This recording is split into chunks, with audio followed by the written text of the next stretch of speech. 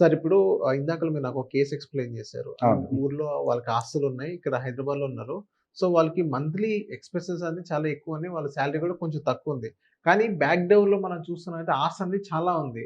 అది చూస్తూ కడుపు నింపుకోవాలా? లేకపోతే ఇప్పుడు కడుపు మార్చుకోవాలా అని తెలియని పరిస్థితి. ఒకసారి ఆ కేస్ గురించి నాకు అసలు చెప్తారా సార్? సో, బేసిక్‌గా మా ఊర్లో ఖమ్మం దగ్గర ఒక హోమ్ టౌన్ అది. సో, ఆయన హైదరాబాద్ వచ్చి జాబ్ చేస్తున్నాడు. హియర్ అండ్ దేర్ ఒక 80,000 రూపాయలు జీతం ఏదో వస్తుంది. వాళ్ళ పేరెంట్స్ గూడా అక్కడే దాని పక్కన గ్రామం దగ్గర ఒక గ్రామంలో ఉంటారు. సో, బేసిక్‌గా వాళ్ళ వయసు గూడా పెద్దది. దానివల్ల ఈయన ప్రతి నెల ఒక 15,000-20,000 రూపాయలు మెడికల్ ఎక్స్‌పెన్సెస్ గావచ్చు, లేకపోతే వాళ్ళ మంత్లీ ఎక్స్‌పెన్సెస్ గావచ్చు. So, part of his responsibility వాళ్ళ పేరెంట్స్‌కి పంపుతున్నాడు. ఒక 20,000 రూపాయలు అటు పోతున్నాయి. ఈయనకొచ్చేది 80,000 జీతం. ఇక్కడ హైదరాబాద్ ఖర్చులకే ఆయనకు డబ్బులు సరిపోవట్లేదు. ఆ షార్టేజ్ వల్ల చిన్నగా తెలియకుండా స్ట్రెస్ బిల్డ్ అవుతుంది. బాగా ఫ్రస్ట్రేట్ అవుతున్నాడు.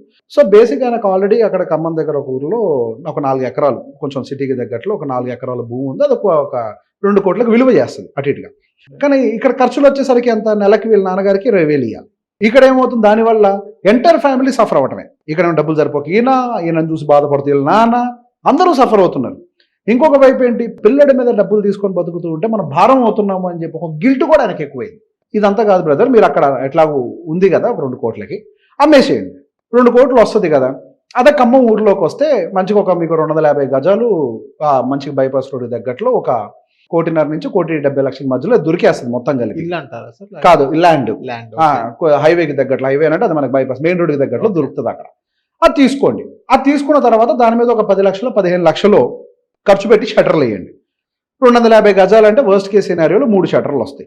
ఈ 2 తెలుగు రాష్ట్రాల్లో ఏ మూలకు పోయినా కానీ షట్టర్ విలువ 15,000 ఉంది. హైదరాబాద్‌లో అయితే 30,000 ఉంటది. సరే టైర్ 2 టౌన్స్‌లోకి వెళ్తే 15,000 రూపాయలు షట్టర్ రెంట్ ఈజీగా వస్తాయి. మీకు ఇవన్నీ పోను కూడా ఎంత పోతుంది? అక్కడ ఒక 1,70,000 పోను, ఇది ఒక 15 పోను, ఇంకో 15,00,000 మిగులుతుంది. ఇక్కడ ఏమవుతుంది మీకు 1,50,000కి భూమి ఉంది. పైన మీకు ఒక 3 షట్టర్లు వేసారు కాబట్టి నార్మల్ రేకులు వేయండి. కన్స్ట్రక్షన్ స్లాబులు గీబులు వద్దు రేట్లు ఎక్కువైతే 15,00,000 3 షట్టర్లు అయితే ఈజీగా వచ్చేస్తాయి మీకు. నెలకు 45,000 రెంట్ వస్తుంది. ఇప్పుడు మీ ఎగ్జిస్టింగ్ ప్రాబ్లం ఏమైంది?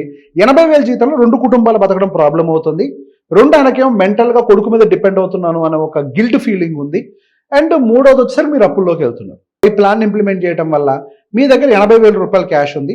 ప్లస్ 45,000 మీకు రెంటల్ ఇన్కమ్ వస్తుంది. పుట్ టుగెదర్ మీకు 1,25,000 సుమారుగా మీకు రెవెన్యూ జనరేట్ అవుతుంది.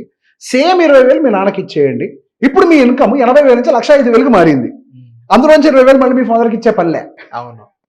మీకు అటు ఇటుగా అయ్యే అప్పు అంతా కొద్దిగే కదా 5,000 అంత అవుతుంది అంటున్నాడు ప్రతి నెల. ఇంకా మీరు ఇప్పుడు సర్ప్లస్‌లోకి వచ్చారు. నెగెటివ్ కాదు. అండ్ బ్యూటీ ఇక్కడ ఏమవుతుంది అని అంటే మీకు ఎవ్రీ ఇయర్ రెంటల్ ఇన్కమ్ పెరుగుతుంది. ఎందుకు? మళ్ళీ అది కమర్షియల్. కమర్షియల్ సహజంగా 10% రెంటల్ ఇంక్రిమెంట్ ఉంటుంది. సో అది మీకు అడ్వాంటేజ్‌గా మారుతుంది.